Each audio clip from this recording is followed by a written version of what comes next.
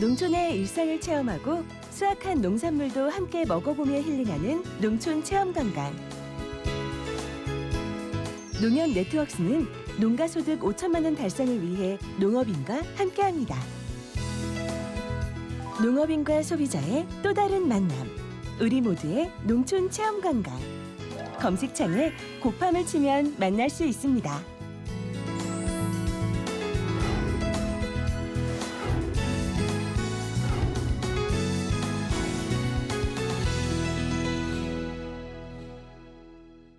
자기야! 우리 이유식재료 사야 된다. 알았어. 어디가? 슈퍼. 거길 왜 가? 진이야. 네, 롯데 슈퍼에서 소고기 담아줘. 구매 이력이 있는 유기농 소고기를 담았습니다. 이게 이런 것도 돼? 아보카도랑 당근도. 내가 담아놨지. 진이야, 주문해줘. 말로 주문하고 눈으로 확인하는 기가진이. 육아로 바쁜 부부에게 오늘의 기술 KT. 롯데슈퍼 당일 배송입니다. 여러분 안녕하십니까? NBS 뉴스 24입니다. 충남 천안의 배농장 5곳에서 과수화상병이 발생해 사과와 배농가에 비상이 걸렸습니다. 과수화상병은 치료법이 없어 한 번 발생하면 과수원을 폐원까지 이르게 하는 만큼 과일의 구제역이라고도 불리고 있습니다. 네, 지난 겨울 평균 기온이 다소 높았던 데다 봄 날씨도 고온다습해 과수화상병 확산에 대한 우려가 큽니다. 농촌진흥청은 과수화상병이 의심되면 농가들이 즉시 자진 신고해달라고 당부했습니다. 과수화상병이 발생한 현장에서 강창호 기자가 보도합니다. 농민들이 한창 열매 속기 작업으로 열을 올릴 시기지만 이곳 배농장에는 정막만 흐르고 있습니다. 이 농장을 포함해 충남 천안의 배농장 5곳, 2헥타르 면적에서 올해도 어김없이 과수화상병이 발생했기 때문입니다. 짙은 회색의 방제복을 입은 사람들과 검게 변해 시들어버린 나뭇잎들이 과수화상병의 심각성을 보여줍니다. 농촌진흥청은 최근 과수화상병 의심 증상이 발견된 충남 천안의 배농장 5곳의 시료를 정밀 검사한 결과 과수화상병을 확진했다고 밝혔습니다. 과수화상병은 과일나무의 구제역이라고까지 불릴 만큼 한 번 발생하면 과수원을 폐원까지 이르게 하는 세균병입니다. 지금 제 뒤로 보이는 과수원은 이번 과수화상병 확진 판정을 받은 곳입니다. 이곳에서는 다른 농가들로 전염을 막기 위해 과수화상병에 걸린 나무를 모두 땅속으로 파묻는 작업이 한창입니다. 농진청을 비롯해 충남도 농업기술원과 천안시 농업기술센터는 과수화상병 확진 판정을 받은 배농장 5곳의 전염원 제거를 위해 농가와 방제 작업을 벌이고 있습니다. 2015년 과수화상병이 국내에서 처음 발생한 뒤 충남 천안에서는 과수화상병이 매년 발생하고 있습니다. 그래서 어제서부터 굴치에서 매몰하는 작업을 실시하고 있는데 그리고 앞으로 일주일 정도 작업을 할 예정입니다. 농진청은 과수화상병 확산 예방을 위해 지난 3월부터 과거 과수화상병이 발생했던 충남 천안을 비롯해 경기 안성, 충북 제천과 충주, 강원 원주와 평창 등 6개 지역을 중심으로 예찰 조사 및 약제 방제를 시행했지만 과수화상병 발생을 막기엔 역부족이었습니다. 게다가 과수화상병은 고온 다습한 환경에서 증상이 확대되는 만큼 따뜻했던 지난 겨울과 봄 날씨 탓에 다른 지역으로까지 과수화상병이 확산될 것이란 전망도 나오고 있어 농가들의 불안감은 커지고 있는 상황입니다. 과수화상병은 고온 다습한 기상 여건에 의해 많이 발생이 됩니다. 올해에도 봄철 따뜻한 날씨 등으로 과수화상병 발생의 확산이 매우 우려되고 있습니다. 농진청은 다른 지역으로의 과수화상병 확산을 막기 위해 정밀 예찰을 확대하는 동시에 과수화상병 의심주가 발견될 경우 농민들에게 자진해서 신고할 것을 당부했습니다. 매년 과수화상병이 발생하고 있지만 아직까지 그 원인이 무엇인지 정확히 밝혀진 바가 없습니다. 과수화상병의 근본적인 원인이 오리무중인 가운데 전국 과수 농가들의 속은 타들어가고 있습니다. MBS 뉴스 강창호입니다. 이달 초부터 한동안 초여름과 같은 날씨가 이어지자 모내기와 농작물 파종 시기를 앞당긴 농가들이 많습니다. 하지만 전문가들은 낮 기온이 높다고 벼를 너무 빨리 심으면 수량과 품질이 저하될 수 있고 고구마와 고추는 생육 초기에 냉해 피해를 입을 수도 있다고 말합니다. 결국 적기 파종이 중요하다는 건데요. 보도에 윤슬기 기자입니다. 경기 화성시 일대 논에선 모내기 작업이 한창입니다. 아직 모내기에 적당한 시기까진 열흘가량 남은 상황. 하지만 낮 최고 기온이 30도에 다다르자 농가들은 예년보다 빨리 모내기에 들어갔습니다. 이 지역 전체 논 100헥타르 가운데 절반은 벌써 모내기가 끝났습니다. 지역에 나이 드신 어르신들이 많이 계십니다. 그 어르신들이 남들보다 빨리 마무리를 해야 안심되는 경향이 많이 강하신 것 같아가지고 되도록 많이 빨리들 먼저 내달라고들 하십니다. 예년보다 날씨가 빨리 더워지면서 화성시뿐만 아니라 다른 지역의 모내기 시기도 조금씩 앞당겨지고 있습니다. 농촌진흥청이 지난 15일 조사한 바에 따르면 중부지방은 모내기 적기를 열흘이나 앞둔 상태에서 모내기가 50% 이상 끝났습니다. 하지만 농가들의 예상과 달리 너무 일찍 모내기를 하면 쌀 수량과 품질이 현저히 감소하는 피해를 볼 수 있습니다. 벼가 익기 시작하는 시기가 열대야가 기승을 부리는 8월 중순과 겹쳐져서입니다. 일찍 모내기를 하게 되면 모내기 할 때는 별 문제가 없지만 벼가 익는 기간 중에 고온으로 경과하기 때문에 쌀 품질이 저하되고 수확량도 적어지는 이런 문제점들이 있습니다. 농진청에 따르면 모내기를 적기보다 열흘 앞당길 시 품질이 좋은 쌀의 수확량은 5% 정도 감소하고 쌀알이 부스러지는 쌀아기 발생률도 35% 이상 증가합니다. 고온성 작물인 고구마와 고추도 마찬가지입니다. 기온이 높아졌다고 작물을 일찍 심었다가 큰 일교차로 인해 저온 피해를 보는 경우가 많아서입니다. 낮 온도가 지금 계속 이렇게 높아서 빨리 심었는데 야간 온도가 이렇게 떨어질 줄을 예상을 못했거든요. 야간 온도가 계속 떨어지다 보니까 제가 지금 예상하지 못한 저온 피해를 지금 입게 되었습니다.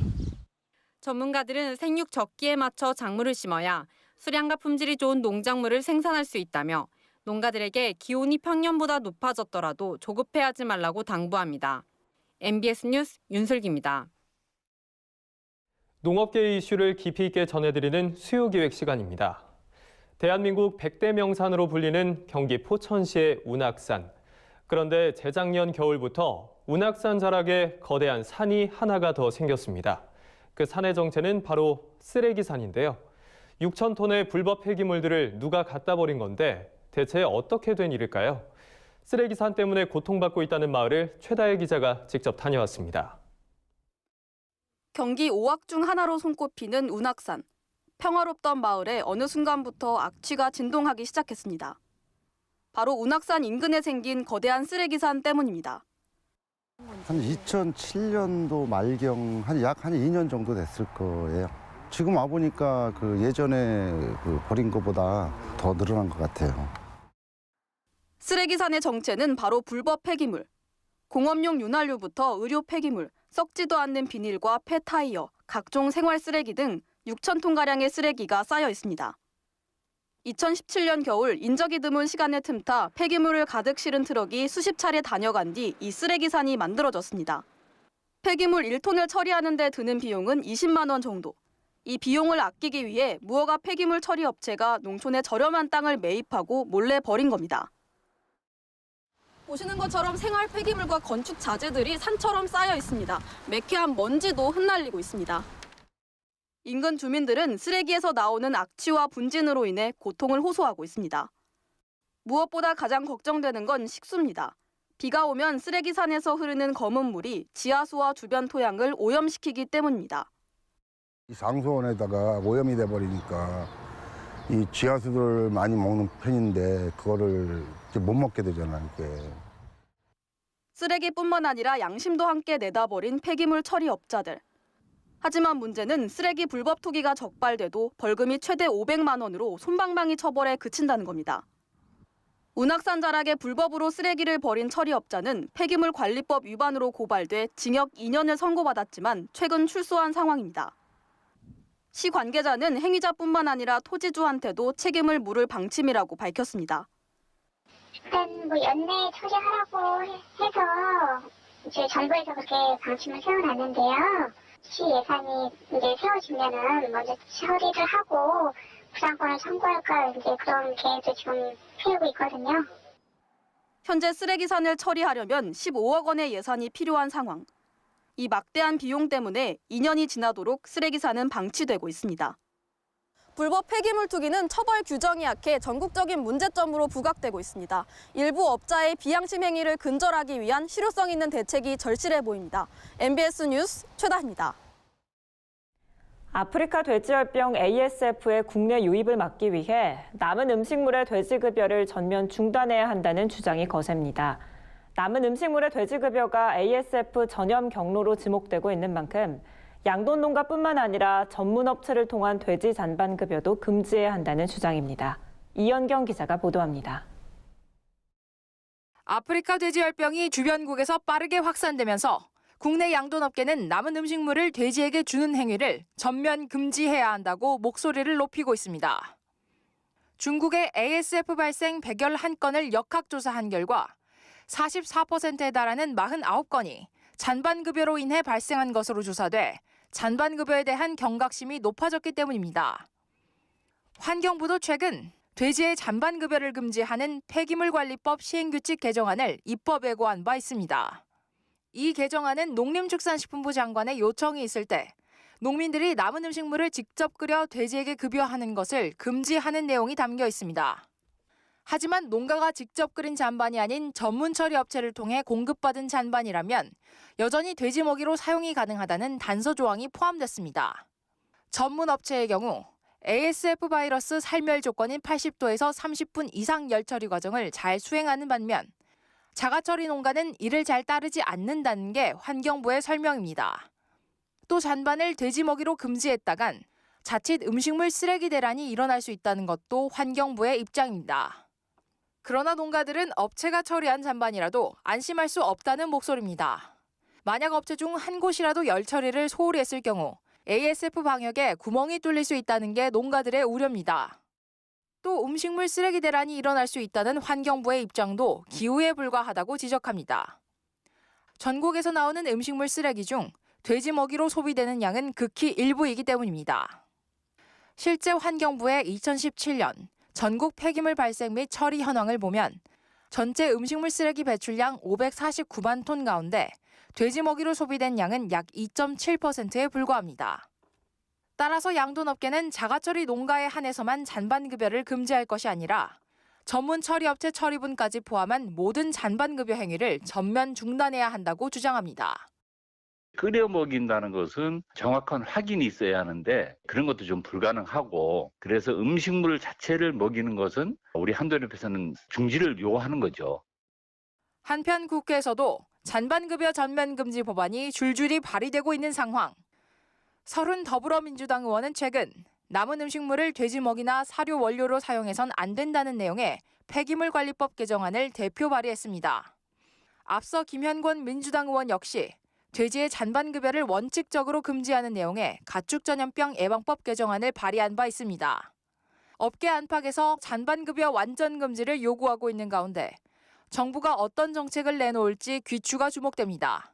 NBS 뉴스 이연경입니다. 최근 소비 트렌드에 걸맞은 다양한 쌀 가공식품들을 한눈에 만나볼 수 있는 2019년 쌀 가공식품 산업대전이 열려 눈길을 끌고 있습니다. 쌀 가공품을 직접 맛보고 체험하면서 즐기는 다채로운 프로그램도 마련됐는데 56개 쌀 가공업체가 참가해 국내외 바이어들의 관심이 집중되고 있습니다. 김아영 기자가 전합니다. 농림축산식품부가 주최하고 한국쌀가공식품협회가 주관하는 2019 쌀가공식품 산업대전이 경기 고양시 킨텍스에서 21일부터 24일까지 4일간 열립니다. 이번 행사는 식품 소비 트렌드를 반영한 쌀 가공식품 개발을 촉진하는 한편 국내외 바이어 유치와 판로 확충을 위해 마련됐습니다. 또 총 56개 쌀 가공식품 업체가 참가해 국내의 구매자들에게 쌀을 가공해 만든 떡, 면, 과자 등 다양한 제품과 기술을 선보이고 있습니다. 저희 쌀가루로는 지금 현재 밀가루가 만들고 있는 모든 것들을 다 만들 수 있고요. 특히 지금 최근에는 수출에는 이제 글루텐 프리 제품도 만들어서 제품을 공급을 하고 있습니다. 무엇보다 올해 행사는 제품을 단순히 전시하는 게 아닌 쌀 가공품을 소비자들이 직접 맛보고 즐길 수 있는 체험이 마련돼 주목됩니다. 특히 국가대표 셰프 김동기 셰프가 참가업체의 제품을 활용해 다양한 음식을 선보인 쿠킹쇼는 관람객들에게 색다른 재미를 선사합니다. 저희 서민들도 맛있게 먹을 수 있고 많이 접할 수 있는 게 떡이고 이렇게 셰프님도 이제 떡을 이용해서 맛있는 요리를 하시는 거 시원한 걸 볼 수 있게 돼서 좋은 경험인 것 같습니다. 최신 쌀 가공품의 트렌드를 한눈에 볼 수 있는 2019 쌀 가공품 품평회 탑10 제품도 공개됐습니다. 탑10에 선정된 제품들을 보시면 아이 건강을 챙길 수 있는 영유아용 식품이나 젊은 층 입맛을 겨냥한 퓨전떡, 전통주 등이 눈에 띕니다. 이 시리얼 제품 자체가 일단 국내산 시리얼이라는 거에 대한 자부심과 강점이 있다라고 생각을 하고요. 그리고 그냥 단순히 간식 대용이 아니라 많은 영양소들이 첨가되어 있어서 식사 대용으로 먹을 수 있는 그런 장점이 있기 때문에 선정이 되지 않은 건가 싶습니다. 한편 이번 행사에서는 쌀 가공 산업의 트렌드와 수출 현황을 한눈에 볼 수 있는 자료 제공과 더불어 해외 구매자의 상담과 계약을 지원하기 위한 전문 통역도 배치됐습니다. 쌀 가공식품이 품질 좋은 식품이 많이 만들어지고 있음에도 불구하고 우리가 소비자들한테 많이 어필할 수 있는 기회가 많지 않았습니다.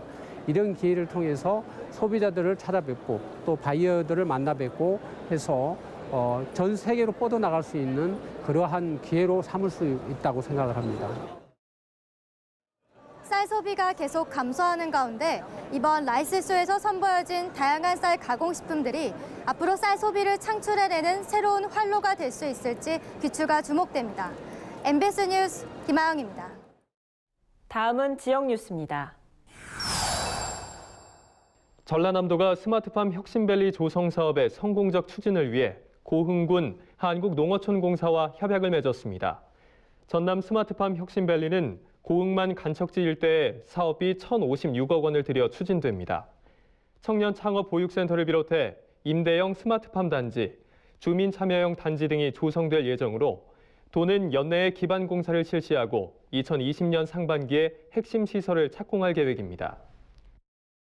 강원도는 지난 4월 발생한 강원도 산불 피해 지역인 고성과 속초, 강릉, 동해, 인제 등 5개 시군의 신속한 복구를 위해 총 3,263억 원을 지원하기로 결정했습니다.